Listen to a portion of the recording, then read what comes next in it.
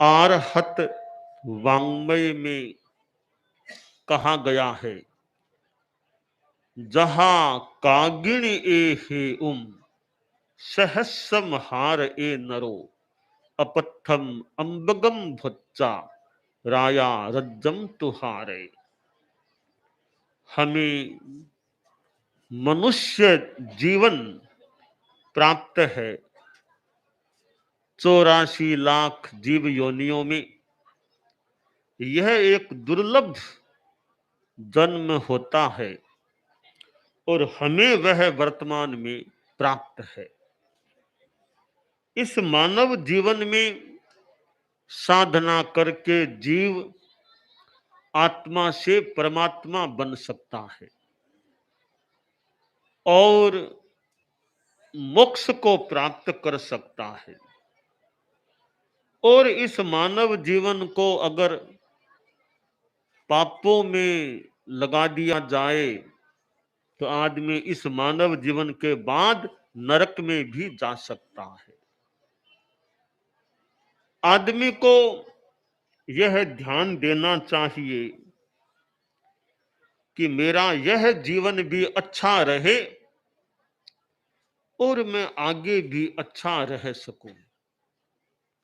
इस जीवन के बाद का जो जन्म हो, जो भी हो, वो भी मेरा अच्छा रहे। तो यह जीवन भी अच्छा रहे, आगे का भी अच्छा रहे। इन दोनों बातों को ध्यान में रखकर आदमी को अपनी जीवन शैली पर ध्यान देना चाहिए।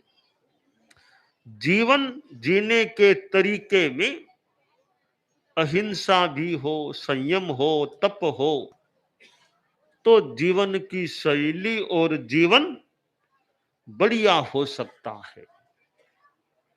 अगर आदमी इस जीवन को प्रमाद में, बुरे कार्यों में और आलस्य में व्यतीत कर देता है तो जीवन तो एक दिन सबका पूरा होता है। संस्कृत में कहा गया, काव्य शास्त्र विनोदेन कालो गच्छति धीमताम, व्यसनेन तु मूर्खाणाम निद्रया कलहेनवा। कि जो बुद्धिमान लोग हैं, समझदार हैं, उनका यह समय बीतता है वो कोई शास्त्र की बात में, काव्य की बात में, काव्य शास्त्र के विनोद में बीतता है।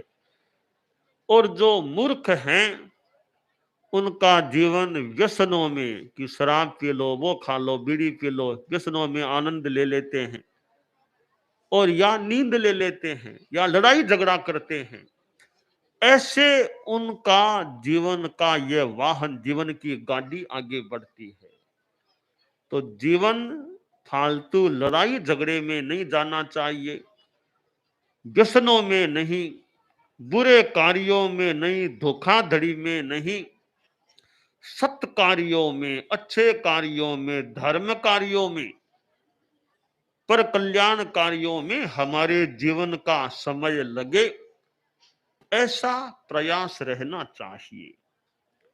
इस बहुमूल्य जीवन को खोना नहीं चाहिए, पापों में, व्यसनों में खोना नहीं चाहिए। जो खोने वाला होता है उसको पश्चाताप करना पड़ सकता है। पश्चाताप कैसे? एक गांव था, गांव में दो मित्र रहते थे, युवक थे। दोनों ही गरीबी की चपेट में आ गए। कोई धंधा किया, घाटा लग गया और ऐसे गरीब बने कि रोटी की भी समस्या होने लग गई। तो दोनों ने सोचा क्या करें, परिवार भी है, परिवार को भी संभालना हमारा काम है, परिवार पालना हमारा कर्तव्य है, पर गरीबी इतनी आ धमकी है कि बच्चों को भी पूरी रोटी नहीं दे पा रहे। क्या करें? किसी को पूछे का क्या करना चाहिए। एक वृद्ध आदमी था गांव में, उसके पास गए कि बाबा बताओ क्या करें, बहुत गरीब हो गए हैं। तो वो वृद्ध आदमी बोला कि देखो 15 कोस दूर पर एक मंदिर है, आशापूर्णा देवी का मंदिर है, वहां जाओ, देवी की आराधना करो, तप जप करो, अगर देवी प्रसन्न हो जाएगी तो तुम्हारी गरीबी दूर कर देगी। ठीक है बाबा। दोनों उस मंदिर के परिसर में गए और पुजारी ने बता दिया ऐसे पूजा ऐसे नाम स्मरण होता है। तो उन्होंने नाम जप शुरू किया, तपस्या भी की। 3 दिन की वो केले की तपस्या, देवी के मंत्र का पाठ किया। तो ज्यादा समय पाठ में ही लगाया। 3 दिन पूरे हुए, देवी साक्षात हाजिर हो गई। बोली क्या चाहिए, बोलो क्या चाहिए, क्या चाहिए। दोनों बोले जगदम्बे गरीब हैं, हमारी गरीबी दूर कर दो, बस यही आशीर्वाद यही कृपा मांगते हैं, हमारी गरीबी दूर कर दो, दाल रोटी आराम से खा सके इतनी कृपा कर दो, परिवार को अच्छी तरह पाल सके। तो देवी ने कहा ऐसा करो, तुम मेरे विमान में बैठो, मैं विमान को उड़ाती हूं, बहुत दूर रत्न द्वीप है, मैं वहां तुमको छोड़ दूंगी, 3 घंटे का समय मिलेगा, वहां कहीं कहीं रत्न यूं गिरे हुए होते हैं, तुम घूम घूम करके रत्नों को खोज खोज करके इकट्ठा कर लेना, 3 घंटे पूरे होते ही वापिस विमान में बैठना होगा, मैं यहां लाकर तुमको छोड़ दूंगी। हाँ माता ऐसा कर लो। विमान में दोनों को बिठाया और वो विमान को उड़ाया, देवी ने रत्न द्वीप में ले जा करके विमान को उतारा। बगीचा था, थोड़ा मैदान भी था, झाड़ झंकार ऐसे पेड़ आदि भी थे। तो देवी बोली देखो ये विशाल बगीचा उद्यान है, इनमें तुम इसमें घूमो, ये जगह जगह कहीं कहीं कीमती रत्न यहाँ बिखरे पड़े हैं, तुम्हें जो अच्छे लगे वो रत्न उठा लेना, तुम्हें पूरी छूट है, कोई रोक टोक नहीं, जितने रत्न उठा सको उठा लो, दाल रोटी क्या तुम जो चाहोगे वे चीजें मिल जाएगी, इतना ये कीमती ये रत्न है। ठीक है, देवी तो चली गई उनको वहां छोड़ करके। अब दोनों मित्र थे, उनमें से एक ने कहा भी मैं तो थोड़ा थक गया हूं, थोड़ा आराम करूंगा। दूसरा बोला भैया ये आराम का समय नहीं, अभी तो काम करो, घूमो रत्न खोजो, 3 घंटे के बाद तो यहां से जाना पड़ेगा, अभी 3 घंटे का ही समय है। विद्यार्थी बैठे यहाँ, परीक्षा का समय हो, 3 घंटे मिले हैं और मास्टर साहब 3 घंटे बाद कॉपी ले लेंगे, तो बाद में उत्तर दूंगा, तो बाद में क्या होगा, 3 घंटे पहले काम करो, 3 घंटे नींद ले ली, अब उत्तर दूंगा, मास्टर साहब ने कॉपियां ले ली, अब क्या उत्तर देगा। तो वही हाल हुआ, एक तो सो गया, अब दूसरा खूब घूमा, घूम घूम के बढ़िया बढ़िया रत्न इकट्ठा कर लिए। इकट्ठा करके वो गेट के पास आया तो वो तो सोया ही पड़ा था, दूसरा तो कहा भैया उठो, इतने में देवी भी आ गई, देवी बोली उठो उठो। वो दूसरा उठा, माता मैं तो सो गया था, 1 घंटा और दे दो, 1 घंटा और दो। देवी बोली मैंने पहले ही ज्ञान से देख लिया कि तुम्हारा भाग्य ठीक नहीं है, अब कोई टाइम नहीं मिलेगा, बैठो विमान में। दोनों को बिठाया, विमान को उड़ाया और मंदिर के पास में ला करके विमान को उतारा, दोनों को उतार दिया। अब देखिए 3 घंटों का बड़ा महत्वपूर्ण समय मिला था, एक ने लाभ उठाया तो मालो माल हो गया, दूसरा सो गया तो खो गया, मौका खो गया, अब वो गरीब का गरीब रह गया। तो मौके का लाभ उठाना हमारा जीवन है, उसको इस रूप में 3 घंटे क्या 3 भाग मान ले, पूरा जीवन हो तो बचपन जवानी बुढ़ापा, 3 भाग हैं। इनको खो दिया तो फिर क्या मिलेगा? तो मानव जीवन है, इसमें हम बढ़िया काम करें। जीवन में अहिंसा, जीवन में संयम, तपस्या, यह शराब पीना, बीड़ी सिगरेट खैनी गुटखा आदि नशीले पदार्थों से बच करके रहना, और नैतिकता धोखाधड़ी नहीं करना, किसी को धोखा नहीं देना, झूठ चोरी कपट इनसे बच के रहना चाहिए। और अपनी सद्भावना, अहिंसा, किसी जाति का आदमी हो, किसी संप्रदाय का हो, सबके प्रति सद्भावना, व्यवहार, सद्व्यवहार सबके साथ करना चाहिए, रखना चाहिए। फालतू जाति आदि को लेकर दंगा फसाद, हिंसा, हत्या, मार काट, इन चीजों में आदमी को नहीं जाना चाहिए। ये मैत्री भाव रहे तो यह मानव जीवन है, इसमें जीवन अच्छा रहे। और फिर आप जितना अपना धार्मिक साधना जो हो सके, जो भी स्वाध्याय है, कोई नाम स्मरण है, बीतराग का नाम स्मरण है, बीतराग प्रभु की आराधना, ऐसे उपक्रम करे ताकि हमारी चेतना अच्छी बन सके। विद्यार्थी विद्यालय में पढ़ते हैं, विद्यालय में ज्ञान तो मिलना ही चाहिए बच्चों को।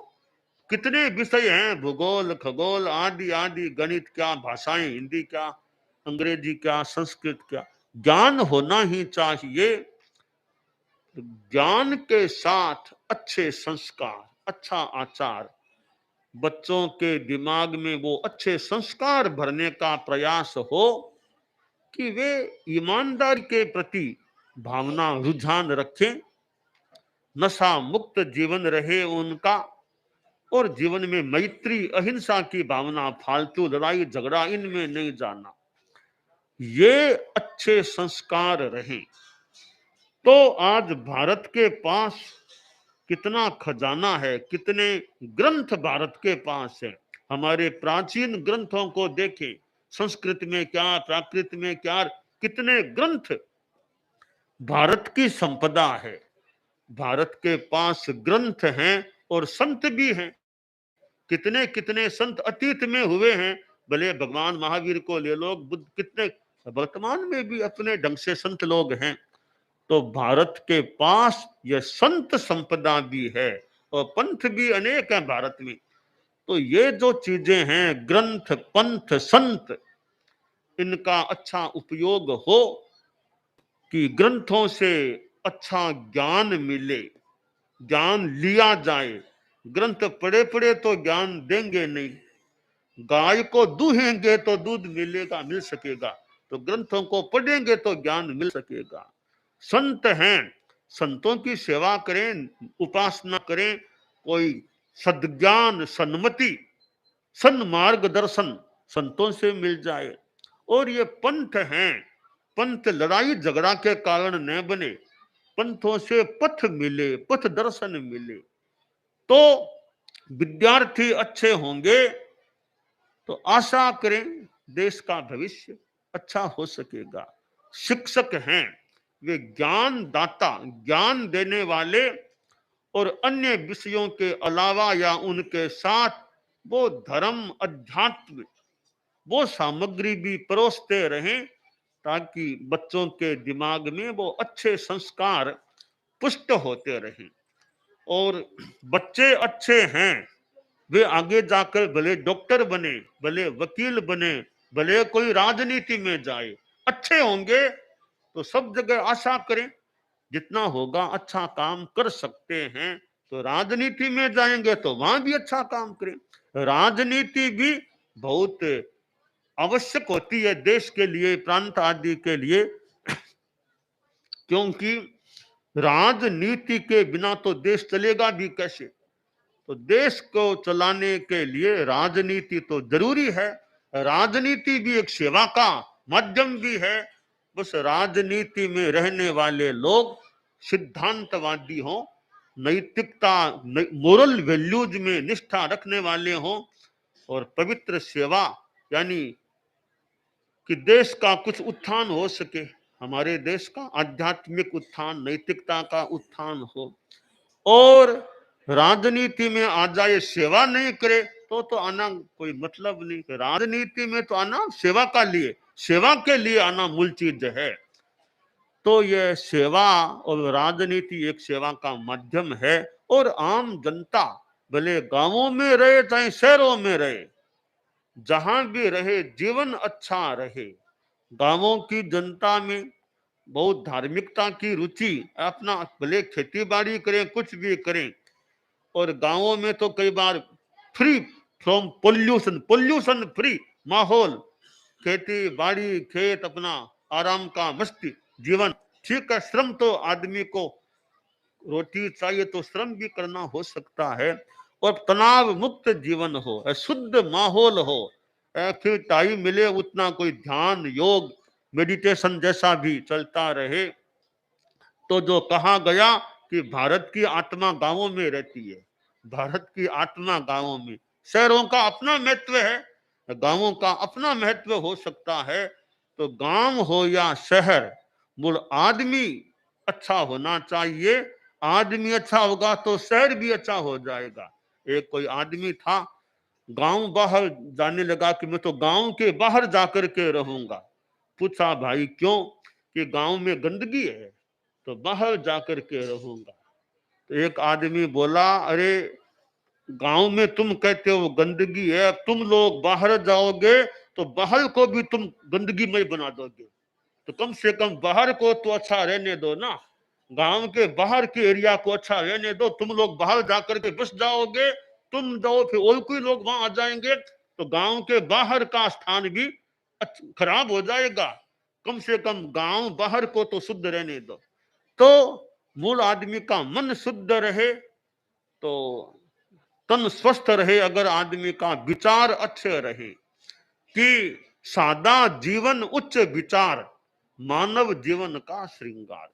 जीवन में सादगी हो, विचार ऊंचे हो। अब जीवन में दिखावा कोई बड़ी बात नहीं। कपड़े मैंने कितने बढ़िया पहन लिए, बहुत बड़ी बात नहीं है। गहने आपने कितने पहने, बहुत बड़ी बात नहीं है। बड़ी बात है आदमी के विचार कितने ऊंचे हैं। बड़ी बात है आदमी का आचार कितना ऊंचा है। बड़ी बात है संस्कार आदमी के कैसे ऊंचे हैं।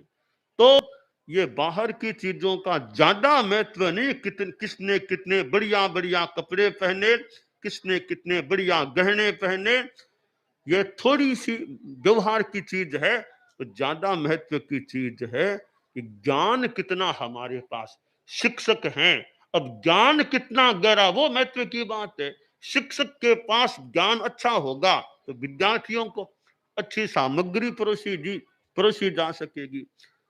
तो ज्ञान हमारा अच्छा हो, आचार संस्कार अच्छे हो, यह जीवन की संपदा। फिर देखें तो स्वास्थ्य आदमी का अच्छा रहे, शरीर स्वस्थ रहे, मन प्रसन्न रहे, यह जीवन की संपदा है। क्योंकि स्वास्थ्य भी बहुत जरूरी है। ज्ञान है तो शरीर अनुकूल नहीं तो कितना पढ़ाएगा, कैसे पढ़ाएगा। तो शरीर स्वस्थ हो, मन स्वस्थ हो, बुद्धि अच्छी हो, विद्वत्ता अच्छी हो, संस्कार आचार व्यवहार सब अच्छे हो, तो ये जीवन की संपदाएं हैं। तो हमारे जीवन में ऐसी आध्यात्मिक संपदाएं जिनसे आत्मा का कल्याण हो सके, वे हमारे जीवन में रहें। तो यह आज यहाँ आना हुआ है। तो गांव में खूब अच्छी भावना भक्ति जो देखने को मिल रही है। गांवों के लोगों में खूब शांति रहे, चित्त समाधि रहे, और आचार संस्कार व्यवहार सब अच्छे रहे। विद्यालय परिवार में भी खूब अच्छा ज्ञान और आचार का विकास होता रहे। मंगल।